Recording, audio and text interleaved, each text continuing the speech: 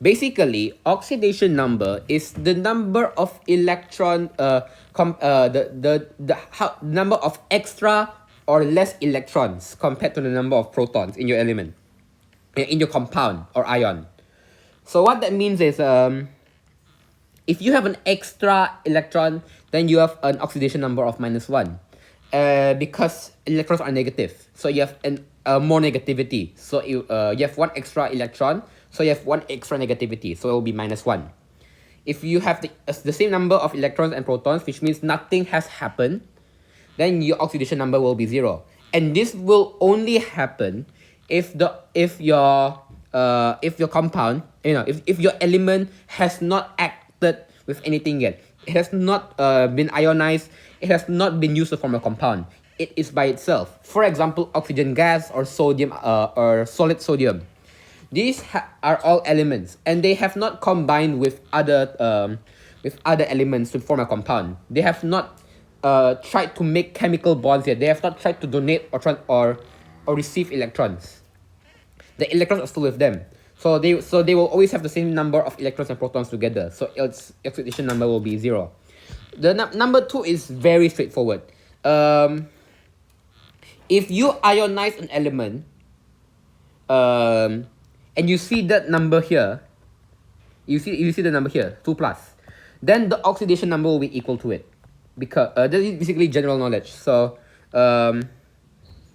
when you ionize, in a more deeper explanation on what this actually means is, when you ionize an element, like when you turn it into an ion, the shell will require a specific number of electrons. So for example, copper has 2 extra electrons at its outermost shell. So when it is ionized, it will have to give away those 2 electrons. So that means it will lose 2 electrons. And when you lose 2 electrons, then you have an oxidation number of +2. So in simple terms, the oxidation number is equal to the number that you see on the element, on the ion. For example, K plus, so its oxidation number is +1. But in a more deeper explanation that I can give you, it depends on how many electrons it is willing to give away, or it is willing to give away, or it is willing to receive. So if when you ionize it, it will give away or it will receive those electrons. So that means it has been charged. So that will be called its electric charge. So that's why it says that the electric charge is equal to the oxidation number. So in potassium, we have an extra electron. So when it's charged, it will give the electron away. So it will have a charge of +1 because it has one missing electron. Because as I said, when it's charged, it has to give the electron away. So its oxidation number will be +1 as well. Number 3, the oxidation number of the element in its compound for group 1, group 2, and group 13 in the periodic table are +1, +2, and +3 respectively. This is what I mentioned about number 2, where it depends on the number of electrons it has outside. So in group 1, it has 1 extra electron outside. In group 2, it has 2 extra electrons outside. In group 3, it has 3 extra electrons. So when it is charged, when it is ionized, or when it is combined with a compound, it will give away the same number of electrons as the number of electrons outside of it. Basically, it will give away everything outside of it because there's too little of them for them to care about it. So they just give it away. That is basically explaining in simple terms. It's more confusing than that. But long story short, it's only a few of them. So the elements just give them away when they ionize or when they form compounds. So in this case, magnesium oxide is a compound. That means magnesium has to give away 2 electrons to oxygen to form magnesium oxide. When it gives away 2 electrons to oxygen, that means that oxygen will have a valency or an oxidation number of -2 because it has 2 extra electrons now. And magnesium will have a valency or oxidation number of +2 because it has 2 less electrons now, because when it is charged, it gives away those 2 electrons. So it has 2 less electrons. Number 4, the sum of oxidation numbers of the element in a compound is 0. You want the reason why it has to be 0 is because if you want to form a compound in the first place, it has to be stable. And when it is stable, you want it to be 0. You want the total oxidation number to be 0. That's basically simple terms again. In a simple way, if you want the compounds to combine together, you do not want any charge, so it has to be 0. So basically, if this gives away 2 electrons, you must receive 2 electrons as well. So for example, sodium chloride. If chlorine only receives 1 electron, sodium has to give 1 electron away. That's why they can combine so easily together, because sodium always gives away 1 electron anyway. Number 5, the sum of oxidation numbers of the element in a polyatomic ion is equal to the charge of the ion. What this means is, polyatomic means radical, basically. Basically, what it means, radical.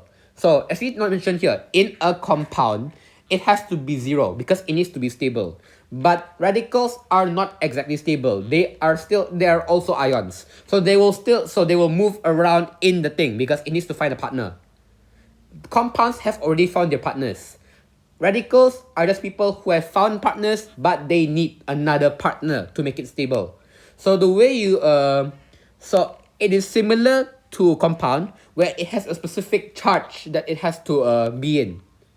So it's the same as number 2 and number 4 combined, where again in simple terms, you see the charge here that is equal to the oxidation number. But in a more complex terms, like in the more deeper explanation, when both nitrogen and hydrogen are charged and they form ammonium, hydrogen will always be +1 when it's combining with nitrogen, and nitrogen will always be -3. So when 4 hydrogen and 3 nitrogen combine together, it will be -3 + 4, so it will be +1. So basically, if they give you something like this, if you how do you find carbon in carbonate ion, in carbonate radical or carbonate ion? Where it gives you that the oxidation number is -2, because as I said, refer to the number here. If it's 2-, then your oxidation number is -2. So therefore, the sum of the charges, the sum of these oxidation numbers will form -2. So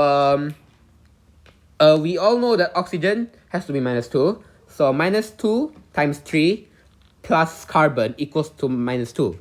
So with simple math, you will get +4. Number 6, the oxidation number of hydrogen in the compound is normally +1, except in metal hydrides, which is -1. As we know, hydrogen is in group 1. That means that hydrogen has an extra electron that it wants to give away. It has an extra electron that it will usually give away. So that means it will give away an electron, so it will have 1 less electron, so it will be +1. However, when it combines with a more when it combines with another metal, when it combines with a metal, so to form a metal hydride, metals are, if I remember correctly, less electronegative.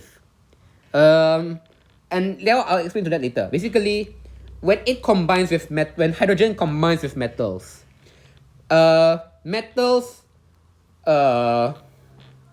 metals would have the tendency to give away electrons more than hydrogen does. Hydrogen also wants to give away electrons, but metal wants 2 more. So the hydrogen is forced to accept the electron. And the reason why hydrogen can do this but others can't is because a hydrogen shell can be stable if it has 2 electrons. So it either has to empty out the shell to make it 0, or it will just reluctantly accept 1 to make it -1, to fill it up, to make it 2 electrons, so it will be -1, I mean.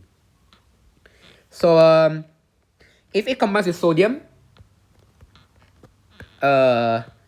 hydrogen wants to give away the electron, But it also has space for another electron if sodium wants to give it away more. So sodium gives away the electron to hydrogen, then hydrogen will be -1 instead. Number 7. The oxidation number of oxygen in a compound is normally -2, except in peroxides, which is -1. So, what this means is, you know how oxygen usually has a valency of -2. This is because it has two empty spots for electrons to come in. So for oxygen to combine, it needs to fill in those two spots. So since it will receive 2 extra electrons, it will become -2. However, in a simple term that I can explain, in hydrogen peroxide, the oxygens are arranged in a way where it shares those 2 empty spots. So instead of there being 2 plus 2 empty spots, which is 4, it shares those 2 empty spots together, so it will still have 2 empty spots. So because of that, each of them will have a valency of -1, an oxidation number of -1, because it shares the spot. So each of them take only 1 space. I guess it's a very easy way to explain it. I tried to explain it in a more complicated way, but I realized that I was also confusing myself. So that's why I cut this. I cut the part, and I'm going to put this part in instead. Number 8. The oxidation number of the elements in group 17 in a compound is normally -1. This is similar to number 3, where group 1, 2, 3, because they have 1 extra electron, 2 extra electron, and 3 extra electrons. In number 8, group 17 always has 1 missing electron, because fluorine, chlorine, and bromine. The outermost ring has 8 slots, and 7 of those are filled with electrons. So it needs 1 more. So it will have a valency or an oxidation number of -1. Instead of +7, we will have -1. Because it is easier for it to take away 1 electron than to give away 7 electrons to make itself combine. That's the simple explanation for it. It will not combine unless its shells are fully filled, unless it wants to become an ion. So it has to give away 7 or take away or take back 1 or take away 1. So which one is easier? Of course, taking away 1 is easier. This is me from the future right now. I was trying to say that since they're at the very last group, the last group tend to have the highest electronegativities, but I accidentally went into another extra thing that you have to know about oxidation numbers, which is not mentioned in the textbook, but it's mentioned by my teacher, which is that the electronegativity may cause some of these group 17 elements to become positive instead of negative with their oxidation numbers. So what happens is the electronegativity has like some sort of priority system where the more electronegative element becomes the one with the negative oxidation number. So if there are 2 electronegative elements together, the less electronegative one will become positive instead. And I'm going to give my explanation around now. Electronegativity means it has the tendency to take away electrons from other elements. So, for example, fluorine is the most electronegative element. The more electronegative an element is, the more needy it gets, the more it wants to take away an electron. So like, no matter how electronegative that is, if fluorine is the most electronegative, it will always beg the others for electrons. So there will be a few special cases in group 17. So in group 17, we know that it will always give away -1. And this is, it will mostly give away it will mostly take away 1 electron to make it -1. And this is mainly because all of group 17's elements are very electronegative. However, in some cases, it will combine with more electronegative elements. For example, KClO. So KClO over here. The electronegativity table starts with fluorine. And if I remember, it will go somewhere until oxygen. I forgot what position it is exactly. And then it will become and then it will go to chlorine. So that means oxygen is more negative than chlorine is, more electronegative. What that means is oxygen will beg for electrons more than chlorine will. So chlorine has no choice but to make space for oxygen. That is the explanation for it. That is that is the technical explanation for it, the easy explanation that I can make. It's the same thing with hydrides, where if hydrogen combines with a metal that is less electronegative, the metal would want to give away electrons more than hydrogen wants to. So the hydrogen will have no choice but to receive an electron. So it will become -1 instead. For here, it's the opposite. Chlorine is normally an element that will want to steal electrons from other elements. However, when it combines with oxygen, oxygen is what you can say in a funny way to explain it, greedier. Oxygen wants to steal electrons more than chlorine does. So because of this, chlorine has no choice but to let oxygen steal its own electrons. So instead of chlorine stealing electrons to make itself stable, oxygen steals electrons from chlorine to make it more stable. And because chlorine ends up losing an electron in the process, its oxidation number ends up becoming +1. My outro was kind of long, so I decided to re-record it and make it shorter. Basically, all I want to say is, if you don't understand this, you can ask me to explain it again. Maybe make another video about it. If you don't want to burden me that much, you can just go to my Instagram at SPM_ and ask me there instead. But anyways, I hope you guys understand what I'm saying. I'm trying to mix up explanations in a simple and a more thorough but a bit more confusing way. So I guess thanks for watching. Bye bye.